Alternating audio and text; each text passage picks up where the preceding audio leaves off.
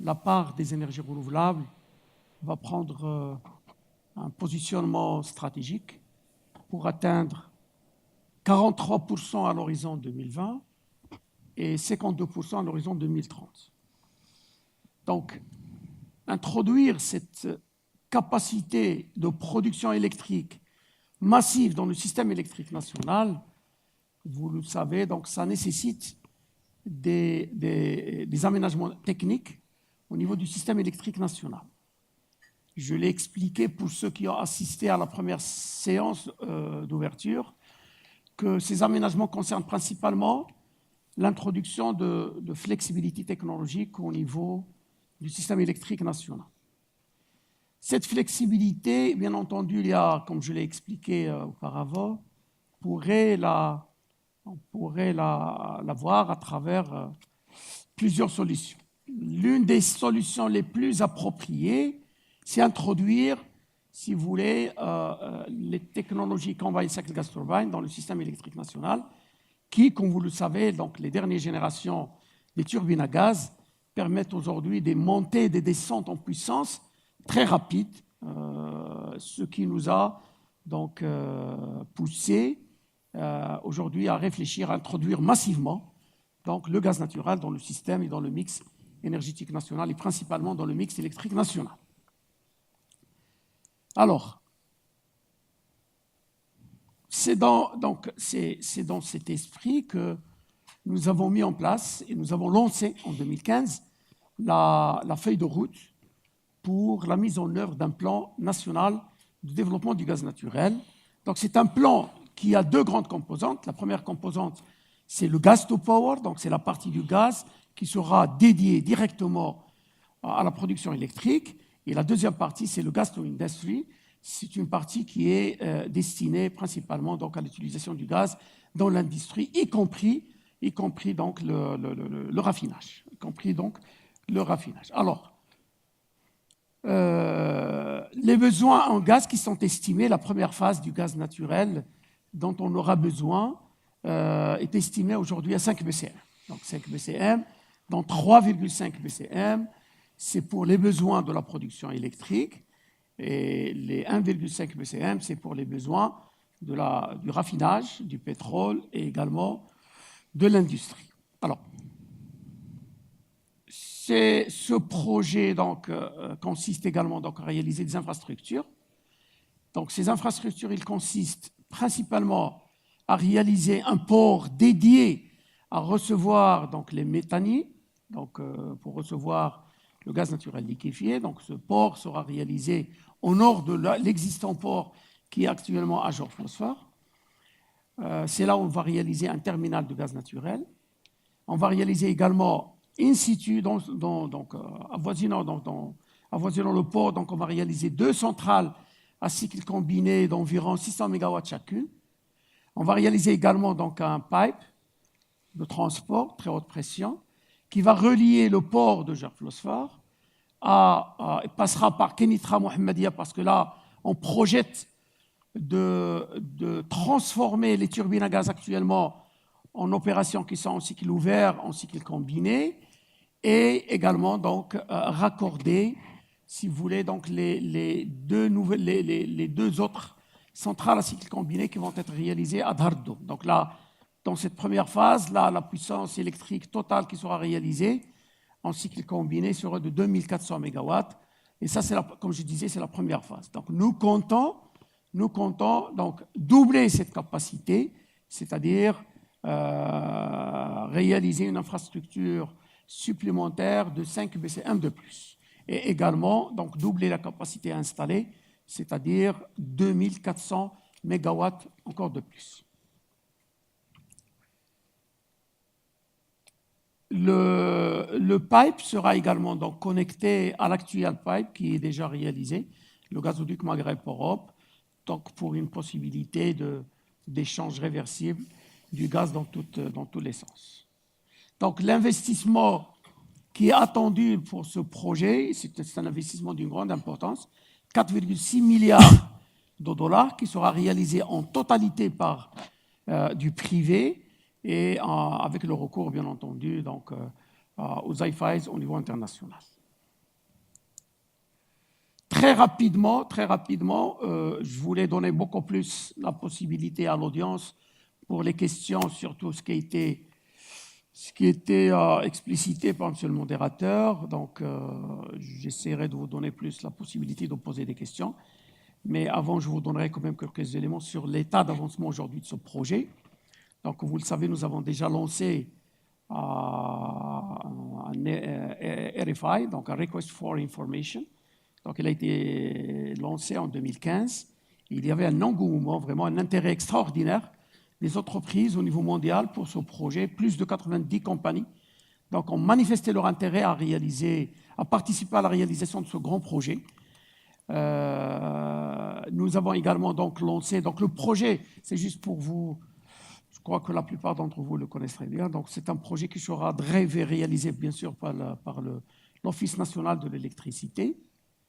Donc les appels d'offres pour le choix des advisors, des consultants. Donc nous avons déjà finalisé le choix des consultants, donc surtout les consultants, le consultant technique et le consultant juridique. Nous les avons déjà choisis. Et l'opération du choix des consultants financiers et le consultant trading est en cours. Donc c'est une opération qui est en cours, qui va être finalisée certainement avant la fin de l'année. Les études en ce qui concerne le port, donc ils sont dans un état très avancé. Et la préqualification, nous avons prévu, avec l'ONE bien entendu, que la préqualification sera lancée avant la fin de l'année 2017 et que la qualification et le lancement de l'appel d'offres pourraient avoir lieu en 2018. Voilà d'une manière très brève un peu le projet et quelques données sur le projet. Et je vous invite bien entendu à poser toutes les questions que vous jugez nécessaires, il n'y a pas de problème, on est là pour ça. Et merci de votre attention. Thank you very much, Mr. Vice Minister. Merci beaucoup. So we will go now into the question Q&A session, and then of course we will leave some time for quite dynamic session between the question you may have and this quite expertized panel. So thank you, Mr. Vice Minister. Your presentation was quite clear. So now the question is not if there will be a project, but when we will have this project. And as we said before, the project is divided in two phases. The first one, as you mentioned, is the gas to power, and the second one is the gas to industry. Could you tell us a little bit more about this timeline or timetable of this project? We expect the call for tender, as you said, in 2018, and then there is some issues on the current approvisional contract. So what is the expected timetable? Très bien. Donc la question, elle est importante, elle est pertinente. Effectivement, donc le projet connaît des mutations en fait en ce qui concerne donc la planification. En fait, parmi les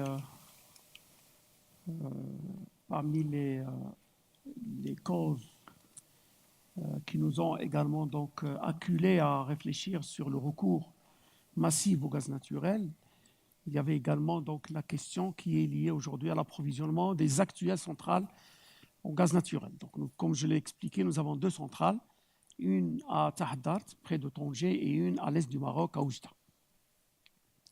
Ces centrales, ils sont approvisionnés à partir, d'abord une partie à partir du gaz de redevance, donc le gaz qui vient de l'Algérie vers l'Espagne et le Portugal. Donc le Maroc perçoit une redevance en nature ou en cash. Et également, donc, nos centrales sont approvisionnées dans le cadre d'un contrat que le Maroc, l'ONE plutôt, avait conclu avec l'opérateur algérien, la Sonatrach. Donc, ces contrats et la convention de transit vont expirer en 2021. Donc, on avait au départ la contrainte d'approvisionner les deux centrales à partir de 2021. Donc, depuis le lancement du projet jusqu'à aujourd'hui, bon, il y avait des nouvelles donnes. Il y avait des nouvelles donnes qui nous ont donné plus de souplesse et de possibilités d'aller au-delà de 2021. Et nous sommes en train aujourd'hui de mettre à jour notre planification de réalisation de ce projet qui nous donnera la possibilité d'aller jusqu'à 2023-2024 en tant que date de mise en service des premières centrales à cycle combiné. Thank you very much. So 2021 is not still a pressure on the project. Non. Okay? Yes, indeed, it's important to have this in mind. So I go to the ONE, and so I will ask you my question in French, or in As you English. like. You can answer in French. Okay. So, as we have seen before, there is, an evolution of the electricity demand, and the growth of this demand is not as high as we have seen for the last years.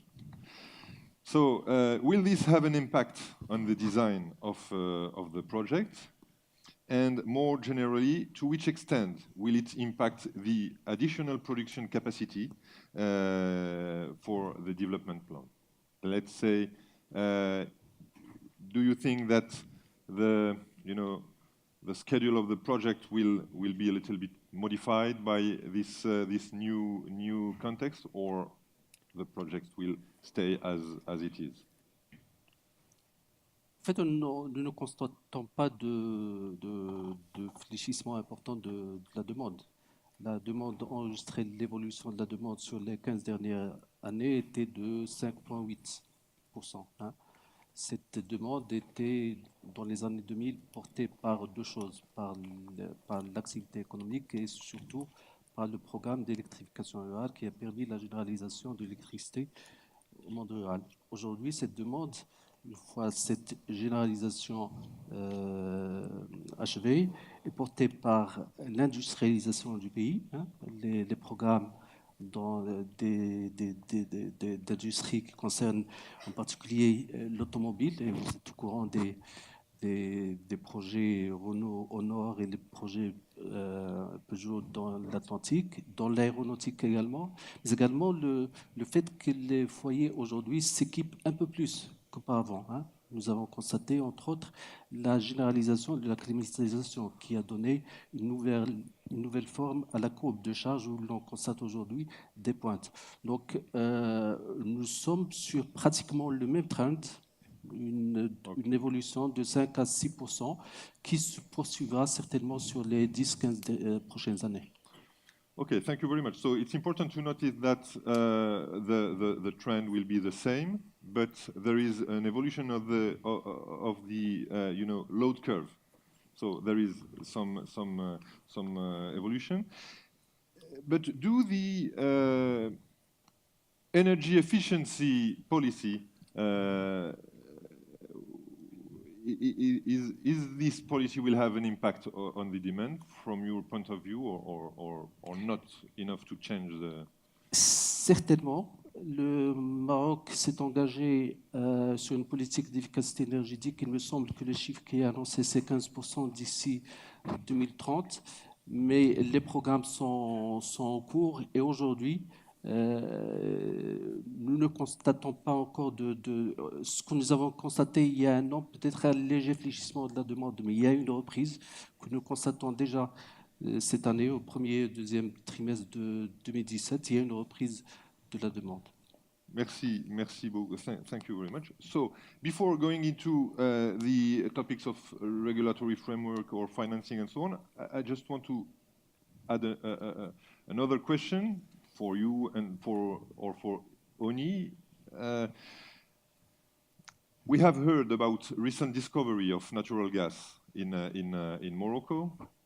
So we are all happy about that. But the question is, do those kind of discoveries be such as to change the nature of the current gas-to-power project, or not? Oui, bien, écoutez, je crois que le Maroc, il a quand même 900 000 km² de bassin sédimentaire. Il n'y a pas de raison que le Maroc n'aura pas sa part du gaz ou du pétrole. Maintenant, c'est une question du temps, c'est tout.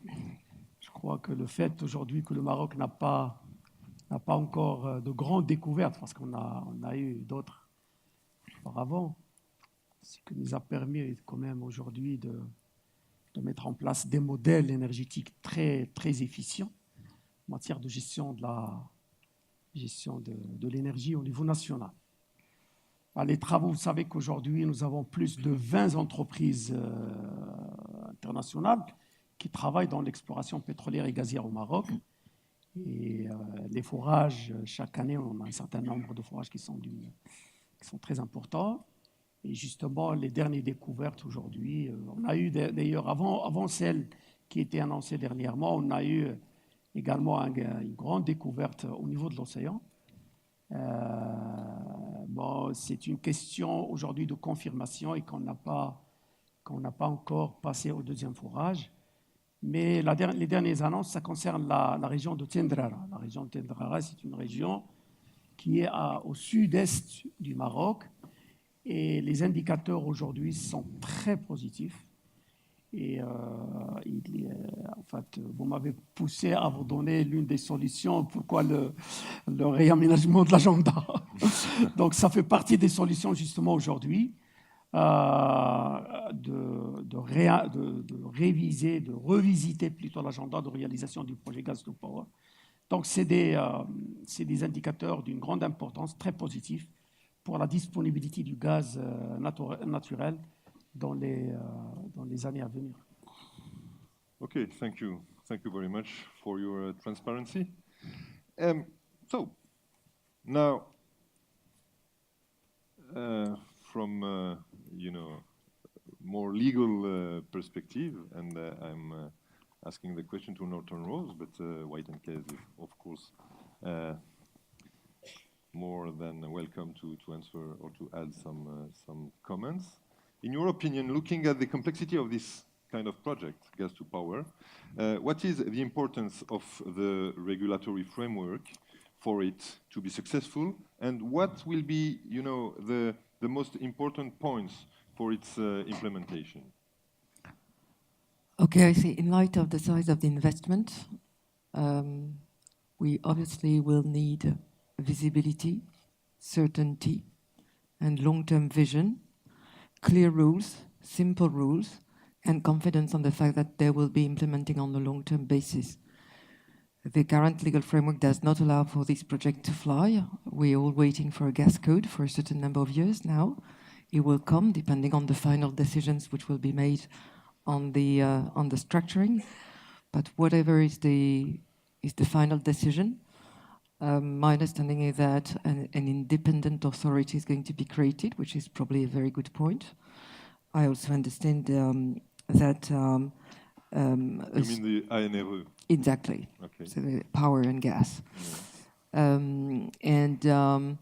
And obviously, we need to ensure that investment is secured. So the way the project is structured and the investment structure is secured. We just talked about the potential discovery. Does it mean that the timing will be revisited? We just heard, yes, it could impact on it. But if it is decided to go ahead, which is fine, and which, depending on what is the outcome of the latest discovery, I think there is a timing issue here. It's like the Nigerian pipeline. I mean, all of those options are probably great options to explore, but they're not at all in the same timing. The gas-to-power project in Morocco is on the table for 10 years because it's a long, difficult, and expensive project. So I think we're not talking about the same thing. So if it is decided that the gas-to-power and gas-to-industry project go ahead, I think investor will need some security on the fact that all of the economics will not be revisited if a big discovery is made or if a pipeline is built, which probably means that we need to have someone sourcing the gas, which probably will have some kind of monopoly to ensure that there is a control over the price and to ensure that the structuring which are being placed, whether through throughput agreements or elsewhere, whether there is a guarantee for the people financing the long-term investment, in particular for the infrastructure side, because we know we need a pipeline of 400 kilometers, which is $600 million. That takes a long time to be paid back, and the investment will only be made if there is confidence that the rules on the long-term basis will protect the repayment of the lenders, whether that's IFIs or other type of financing which may be explored, because we've seen that Morocco, as of today, has elaborated very disrupting financing, for example, in the Mazen financing, which makes me think that all of the LNG terminal example and gas to power program which are currently being developed may be good example for part of them, but none of them is a model for Morocco because of the specific situation of Morocco and because of the disruptive approach which has been taken by both ONE and the government. Okay, thank you very much. A lot of topics you have mentioned in your or question you have mentioned in your answer. We will go back to that. But as you mentioned, Morocco is used to launch some tenders for large IPPs. We have Morocco is doing well on renewables as well. So could we be confident, or the investors could be confident on the fact that Morocco will launch the proper regulatory framework to secure the investment, the supply, and the economics of the project? I concur with what has been said. I mean, I think the regulatory framework is already in place. I mean, Morocco is already a mature market, as you just said.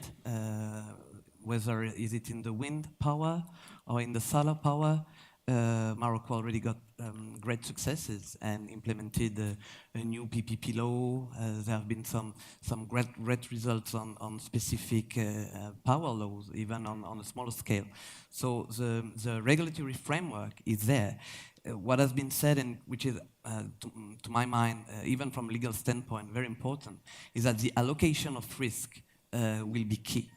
And at the moment, there is what we know from the project, and has been said, and what we don't know. Will it be a bundled or unbundled project? The issue of the gas, obviously, the provider of gas will be a key issue.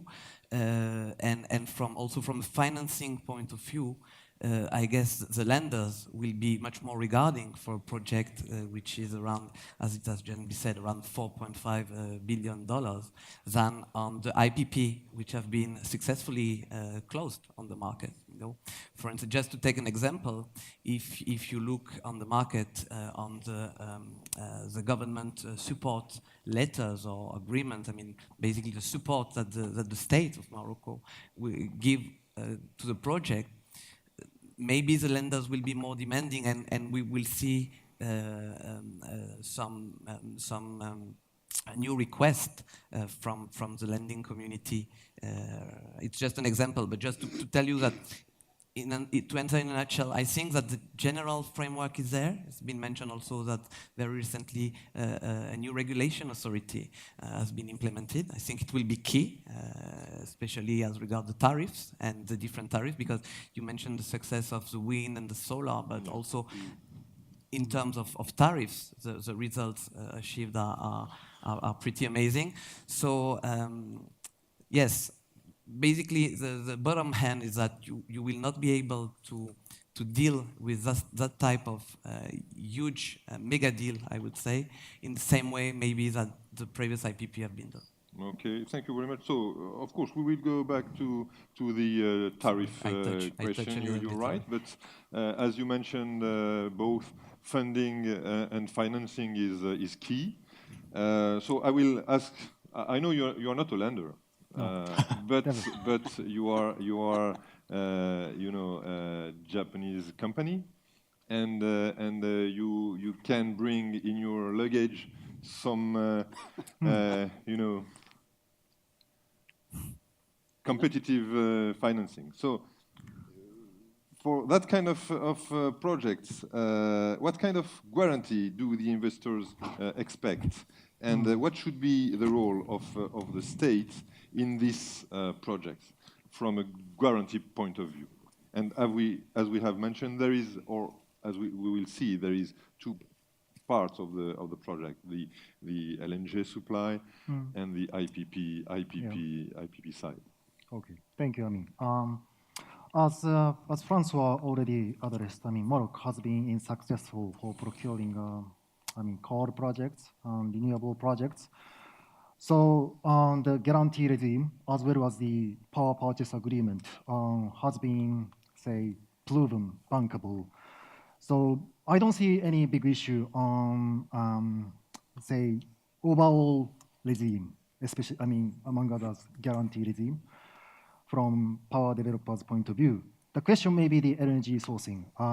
Indeed, LNG sourcing is a new part in the country. So how we address this issue? As a developer, banks may have a view on this. LNG supplier, like Tom, may add some view. But this is really depending on the overall project structure. If LNG supply is really under the responsibility of the Moroccan government, we may have a less concern as a developer or financier. But the people are looking at how the project is structured, especially for interface of each segment. If there are some interconnection between LNG sourcing and other power or infrastructure, then we may want to, the developer or investor, stakeholder may be more comfortable with the guarantee extending a bit more than we saw in the previous deals in the country. Okay, thank you. So, coming back to the the structure of the project, as we have said, we have two sides: the LNG supply and the IPP side, let's say gas to power side. Tom, from your perspective as also gas supplier, the procurement of the LNG is a major component of the project and is subject to a dedicated process, as far as we know for today.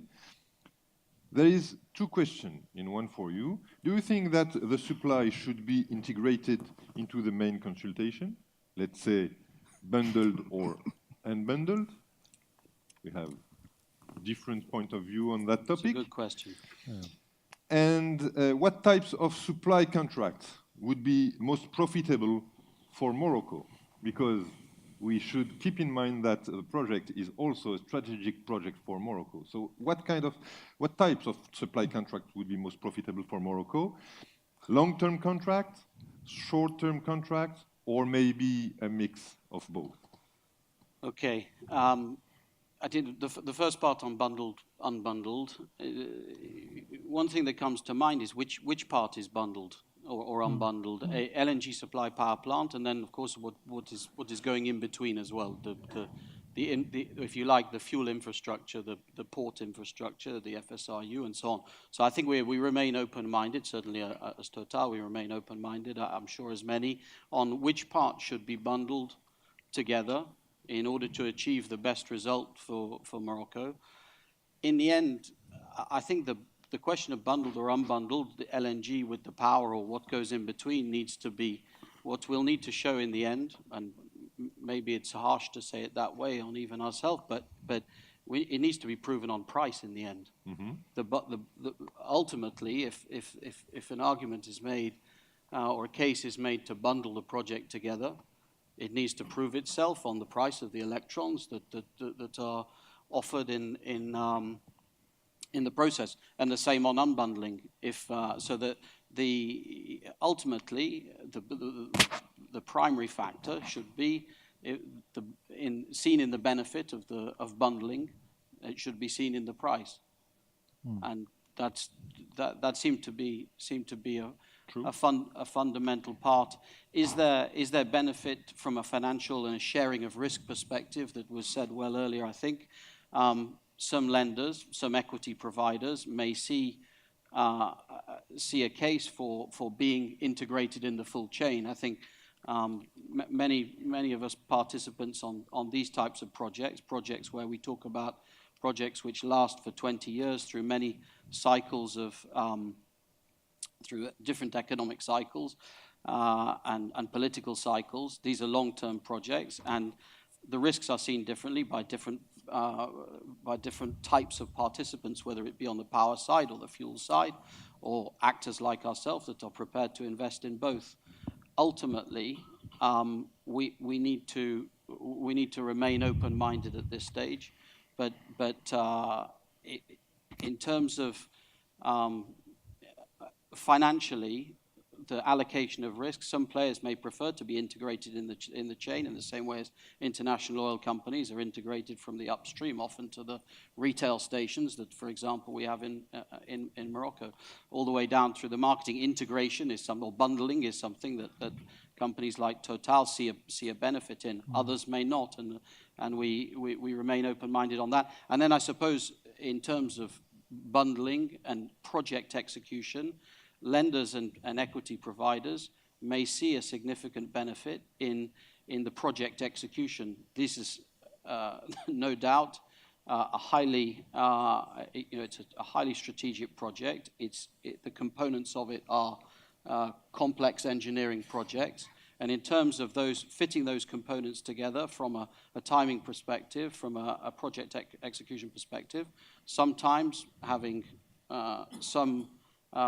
participation by somebody who's in the LNG chain or somebody in the power chain back through the process could be seen as a benefit. I suspect that in the end, bundling, if a case is going to be made for bundling, it needs to be seen primarily on price. Okay, thank you. So it's a fair point of view. Okay, as you mentioned, it's ultimately a matter of LCOE, what will be the ultimate price. So this is, of course, the most important part of the topic. But I turn myself to the Ministry of Energy and to ONI as well. There is the matter of price, sure, but there is also the ability for Morocco, on a long-term basis, to get the best price of gas on the market. And what I understand, or what we understand for today, is that in the project as it is structured today, gas is kind of pass-through. So what is your point of view on this question of bundled or unbundled, if we can ask it like that? And then I'll go to Anne after. Écoutez, la composante coût, c'est en fait c'est l'élément principal dans le projet, parce que en fait, le projet sera réalisé dans le cadre de ce qu'on appelle les PPA, donc c'est un Purchase Power Agreement. Et je crois que le choix des développeurs se basera, bien entendu, sur un certain nombre de critères, dont principalement le coût. Donc, le coût, c'est un élément principal dans le projet. C'est vrai, aujourd'hui, le modèle gas to power, il porte confusion. Parce que généralement, quand on parle de gas to power, c'est un projet clé en main, y compris la molécule. Ce n'est pas le cas au Maroc. Donc, nous avons décidé de séparer les deux. Nous avons décidé de choisir le développeur de l'infrastructure en se basant sur les efficiences énergétiques des machines et la manière de développer le projet. D'accord ? Donc c'est la disponibilité, la fiabilité, etc. Donc c'est des critères qui sont classiques, qui sont connus en fait. Les développeurs ici présents le connaissent. Et choisir le fournisseur du gaz selon aujourd'hui les dernières tendances du marché.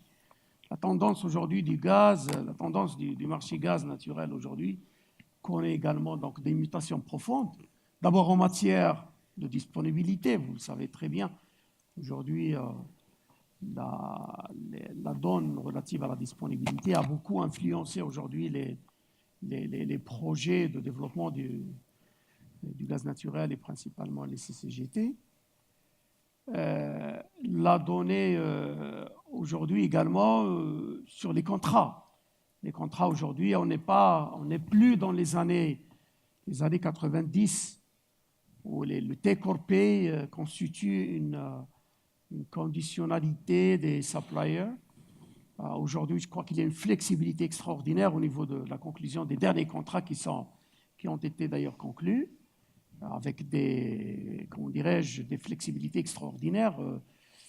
Je peux caricaturiser aujourd'hui un cas où, par exemple, si vous n'avez pas besoin, si une cargaison sort, si un méthanier sort, et au cours de la route, vous décidez de ne pas le recevoir, il pourrait changer de route.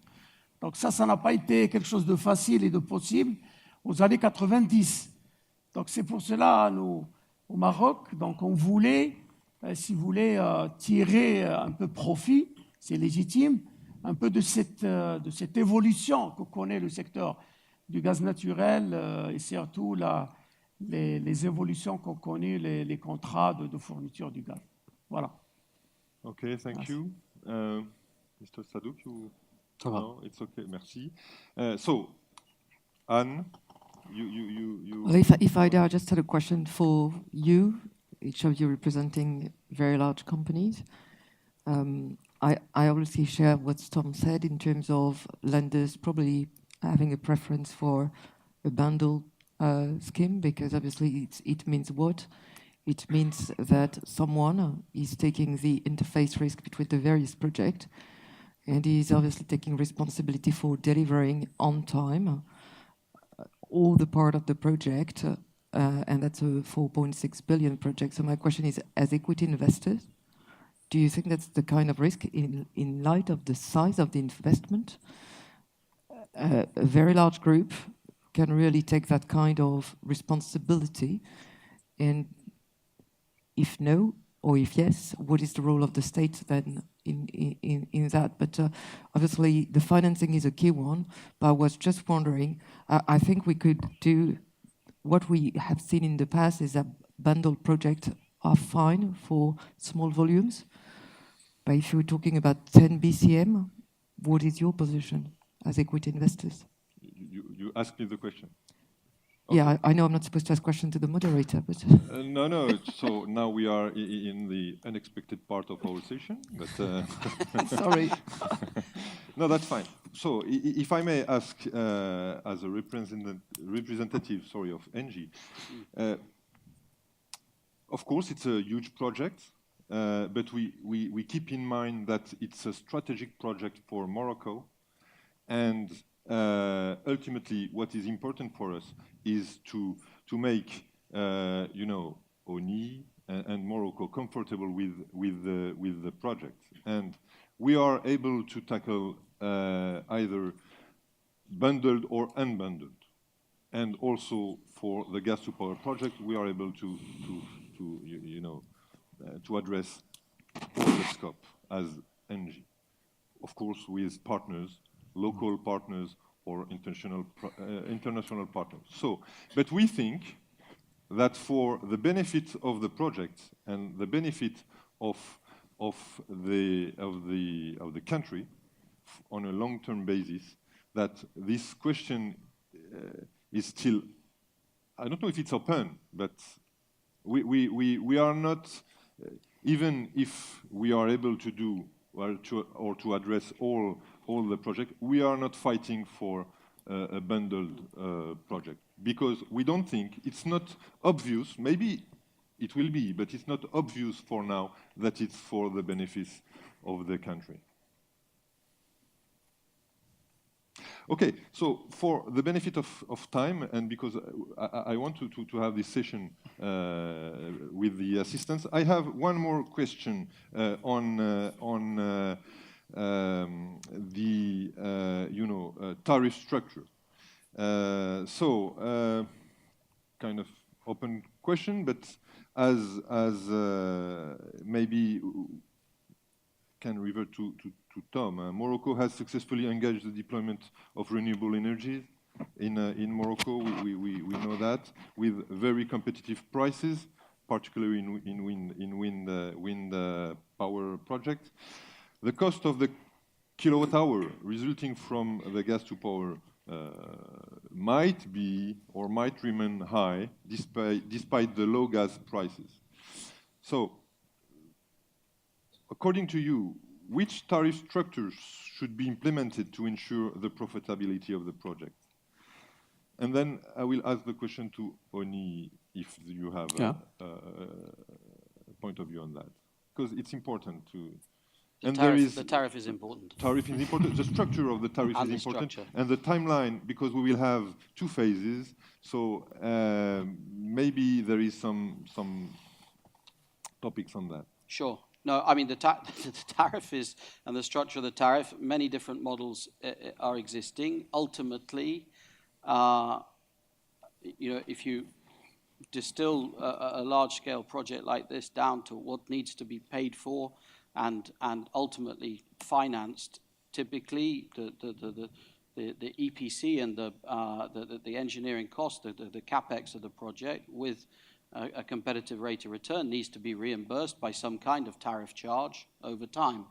And this needs to be visible, and this needs to be, and there is, as was said, a very good track record of this type of model working well in Morocco. And then on top, we need the project needs some kind of energy component on competitive, some kind of competitive fuel offer, which is ultimately passed through in a price per megawatt hour. And that's where you were, I think, asking about the fuel, what type of fuel, what type of LNG offer in terms of time frame would be appropriate. Ultimately, as the electricity consumer, you want the lowest possible tariff every time. Not sure it's always achievable over 20 years on any long-term project, but probably a mix of time frames for LNG commitments. And when people talk about long-term contracts in the LNG market, I think many cases on close inspection, even if they are described as 20-year contracts, tend to have price reviews in. So they may look like a longer-term contract, but in fact can be a series of shorter-term contracts, even if the security of supply, for the sake of bankability, is backed up by supply sources and supply companies that guarantee those supplies. But in the end, I'm sure on structure of LNG supply, it's possible to have very short-term spot contracts through to a 20-year contract, base contract, and I'm sure a mix and a variable mix will be possible in the end for Morocco. Okay, thank you. I have a question for, if you want to add something on that. Non, je voulais juste vous dire que, à l'évidence, vous n'aurez pas réponse à toutes les questions que vous posez. C'est sûr. Puisque nous sommes au début, au lancement d'un projet complexe, immense, et qui part d'un choix plutôt pragmatique que dogmatique. On n'a pas fait le choix du gaz pour des raisons théoriques, mais pour des raisons pratiques, pour répondre à la question de la flexibilité et de l'introduction massive du renouvelable. Et nous sommes aujourd'hui, nous avons un schéma de référence, nous avons une feuille de route de référence, et nous nous entourons aujourd'hui des consultants pour pouvoir développer davantage le design. C'est pour ça que le panel est extrêmement intéressant, et pour nous, pour l'assistance, mais nous n'avons pas encore réponse à toutes les questions. C'est au fur et à mesure que se développera le projet qu'on aura réponse à ces problématiques. It's perfectly fair. We know that, but it's also important question for the players.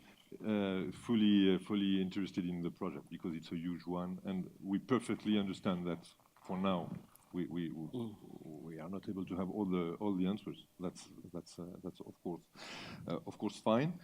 I have a last question, if I may, before going to the question from the audience. So we have seen that there is an evolution of the LNG market, as we mentioned before.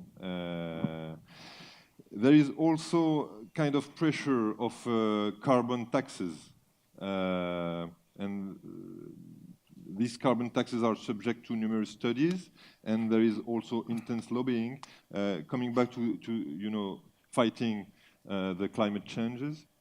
So, and we know that Morocco is one of the most advanced country in the world on renewables, and we have seen that we are aiming to, we will go above our first target, which was 42%. We will reach 43% in 2020, and we have now the objective of 52% in 2030. So, in this context, what is the place for coal in the future energy mix of the country, which is also for today an important part of the energy mix? La question pour moi. Si vous voulez bien répondre. Effectivement, aujourd'hui, le charbon représente, mettons en énergie, quelque chose comme 45%. Hein, et bientôt, c'est-à-dire au début de l'année prochaine, entrera en service la centrale IPP de Safi sur l'Atlantique de 1300 MW et 300 MW du côté de Jarada, pas loin de la frontière algérienne. Donc nous aurons 1600 MW en plus pour le charbon. Mais aujourd'hui, le choix du Maroc est fait, celui de la promotion du renouvelable et celui d'assurer le fonctionnement et la flexibilité et l'introduction du gaz de manière à répondre à cet objectif général. C'est un choix de l'État qui est... Oui, effectivement, et un choix parfaitement compris et reconnu et salué d'ailleurs. Okay, thank you everybody. Now, if we have some question in the assistance, we'll be more than happy to take them. I don't know if there is a mic or if we do. Okay, so we have 10 minutes. Maybe more, I don't know. Oh, okay, so the closest, and then we have one here and one here in front. Thank you, Mr. Haman, for an excellent moderation and an unexpected delivery. I'm Albert Nahas, to those who have met me before, from Tellurian Energy.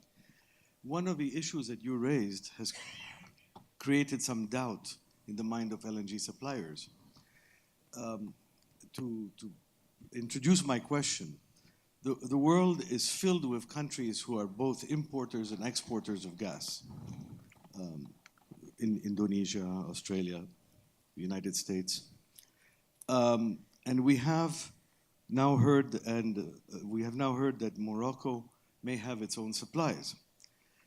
But can I assume that Morocco will continue to develop an onshore LNG terminal because it may choose to export its own production if that takes more than 5 years to bring online, if it comes online?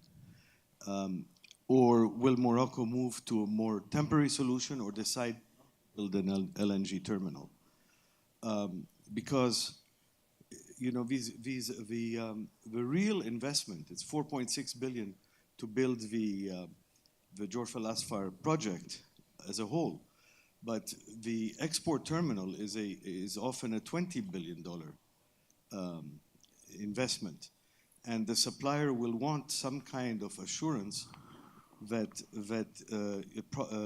a contract will be respected over time, whether it's 5, 10, or 15 years. So my question is, can we assume that the LNG terminal will be built Okay, it's a quite clear question. So, Mr. Vice Minister, I think it's for you.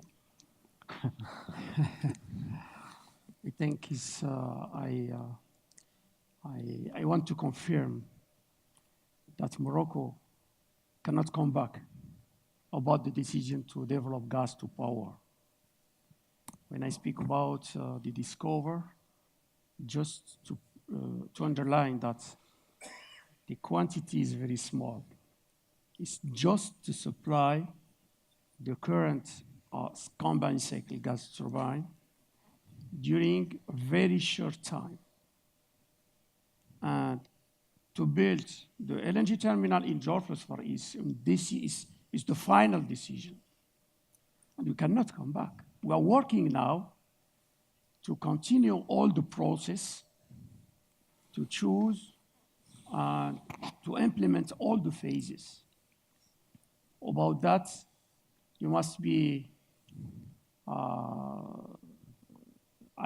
assure you that we are going on to finalize this project. Okay, thank you. So, clear question, clear answer, and it brings us to what we have said at the beginning.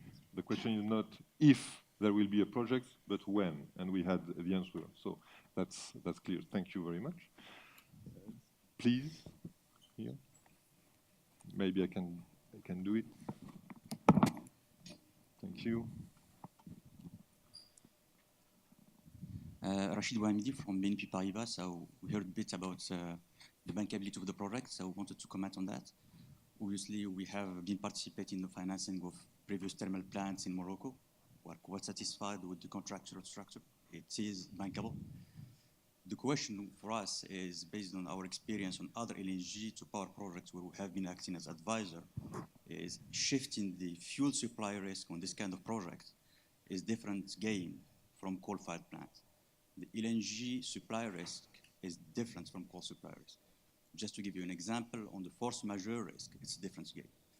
And one of the solutions, obviously, for this one would be the ability to attract LNG suppliers to be part on a long-term basis on the shareholding of the structure. That's something which is important. And we're waiting for some retention clause discussion, which will be interesting. The second point is, obviously, and ONE and the Ministry of Energy are right, that we need to take time to structure the deal in the right manner before going into the market. And that's what Anne and Desuki-san were referring to, is how do we ensure that when the deal goes to the market, whether you bundle the deal or not, do you have the right structure in place? So the question I have is for the developers, do you think there is an EPC market who will be able to provide the full wrap for this kind of deals? We're talking about between 4 billion and 6 billion. Is there a market for EPC contracts with this size? Is there a market for EPC contract on this kind of project? Yes. I think it's... Yeah. I think, okay, first, I think my personal view is the bundled approach is appropriate route as a developer. Looking at EPC contractor, yes, I mean, 4 billion is huge. Not sure any single EPC contractor can take up this project. So my view is it's probably more viable to phase out the project so that EPC contractor, as a single EPC contractor or consortium, can take up. We sometimes see 1 billion, 2 billion projects in anywhere in the world, but 4 billion, I mean, taking up 4 billion project by one consortium, it's a bit more than the EPC contractor pockets. That's my view. Okay, thank you. Maybe a question from... First of all, thank the panelists for the brilliant intervention. My name is Patrick. I'm from Jacobs Engineering. So we know that Morocco is one of the energy model in Africa for us as actor installed in the country.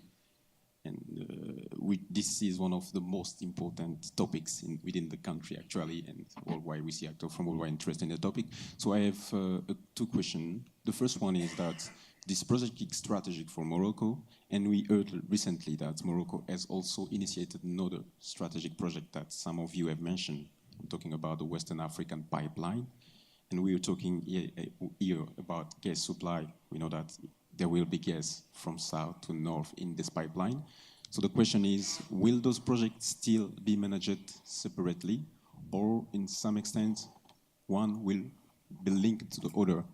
Because as the colleagues have been asking, there is question to be answered about gas supply, about long term, about money spent to be reflected on the kilowatt at the end. So this is the first question. And the second question, you talk, His Excellency, about the end of the Algerian levies contract.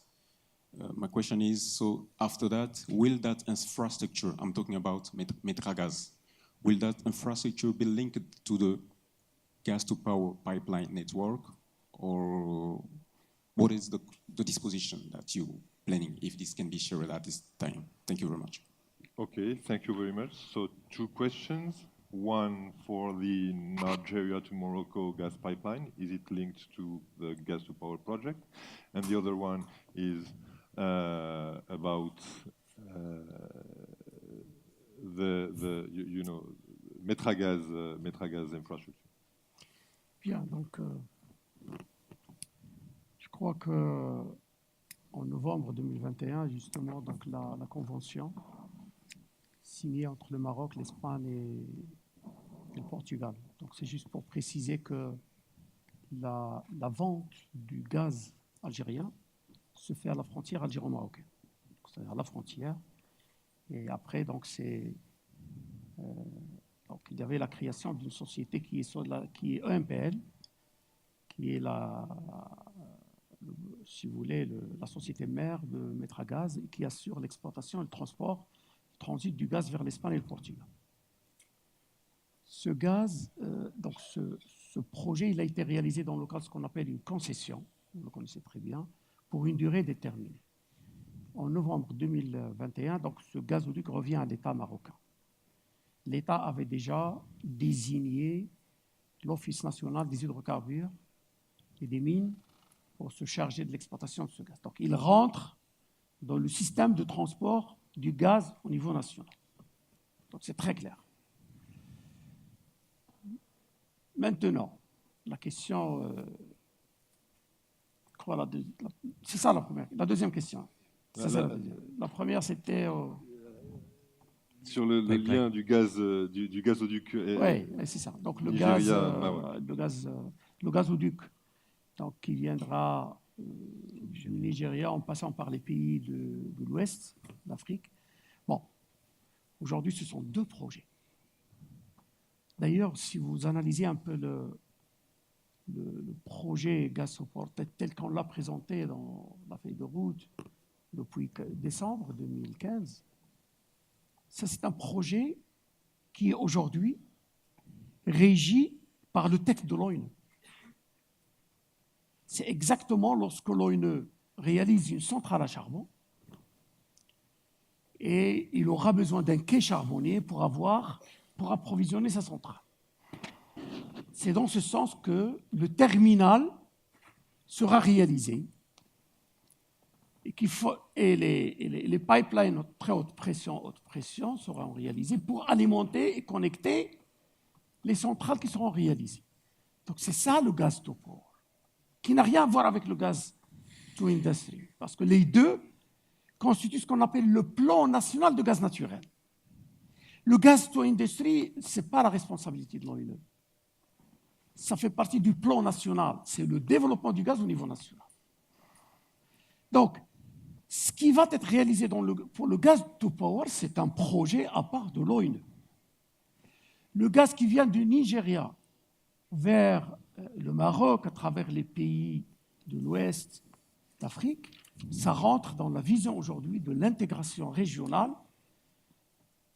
énergétique. L'intégration énergétique régionale, et comme je l'ai expliqué auparavant, c'est un projet que dans le time timing, je ne crois pas que ça sera synchronisé avec le projet Gaz to Power.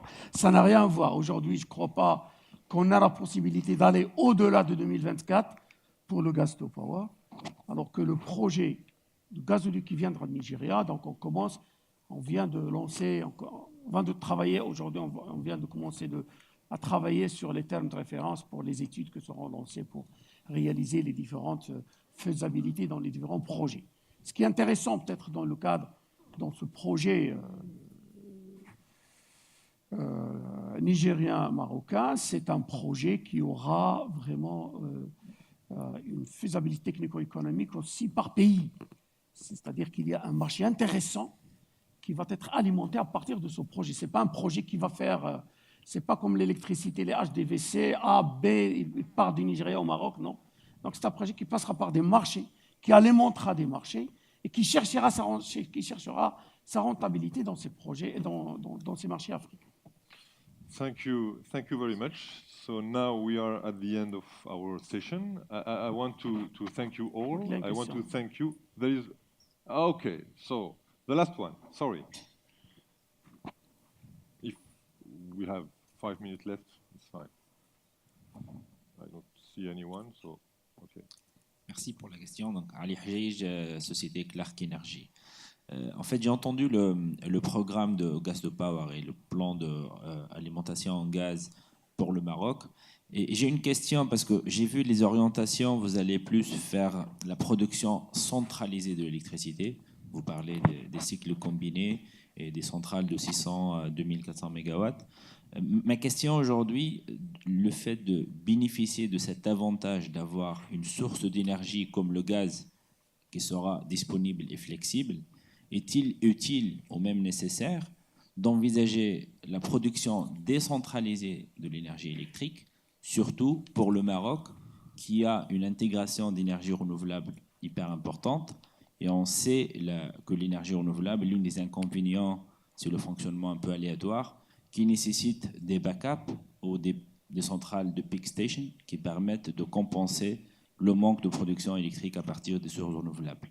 Surtout, moi, j'étais au Maroc la semaine dernière pour une conférence pareille, et j'ai vu une présentation de l'ONE où, dans certains cas, sur le parc solaire de l'ONE, on peut perdre, dans un laps de temps de moins d'1 minute, toute une centrale parce qu'il y a le nuage qui passe. Voilà. Donc, c'est principalement par rapport à la production décentralisée de l'électricité. Voilà. Merci. Je crois techniquement, excusez-moi rapidement. Non, je vous en prie. Je crois le backup, on peut l'assurer là où il y a des centrales, il n'y a pas de problème. C'est ça l'avantage des réseaux. C'est ça l'avantage de l'électricité. C'est-à-dire quand on produit l'électricité, on injecte les électrons. Là où on est, il n'y a pas de problème. Il est sur le réseau, on peut l'utiliser, il n'y a pas de problème. On n'est pas obligé de décentraliser le gaz naturel. L'essentiel aujourd'hui, c'est d'assurer justement ce backup à travers les centrales à cycle combiné. La problématique aujourd'hui, c'est le choix et la qualification des sites pour un cycle combiné. On ne peut pas réaliser une centrale à cycle combiné n'importe où. Il faut qualifier le site. Et les sites pour abriter ce genre de centrale, bon, ils sont limités. On n'a pas des grands choix, etc. Par contre, bon, décentraliser l'électricité, aujourd'hui, je crois que le Maroc est leader dans la décentralisation. On est très, très, très avancé en matière d'off-grid pour l'électricité, surtout en utilisant les énergies renouvelables. Mais le backup, je crois, là où on est, il n'y a pas de problème. Donc, c'est ça l'avantage d'avoir un réseau électrique. C'est ça l'avantage des électrons. C'est qu'on peut injecter là où on est, il n'y a pas de problème, et on consomme là où on a besoin d'électricité. Je ne sais pas si... Oui, tout à fait. Ceci dit, nous sommes toujours sur un schéma classique, celui de la production centralisée plus une diffusion. Et partout dans le monde, aujourd'hui, nous sommes à la veille d'une évolution majeure qui est celle des smart grids et qui va favoriser la production décentralisée. Ceci dit, nous n'en sommes pas encore là.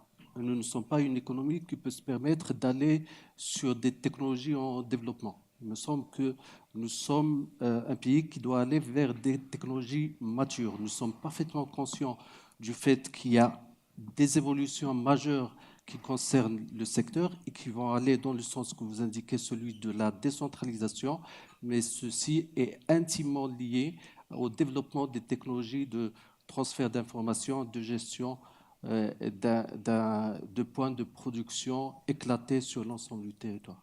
Absolument, absolument. Merci beaucoup. Thank you very much. I think we should stop. Thank you. Thank you for all panelists. Thank you very much. Thank you. Thank you. Thank you very much.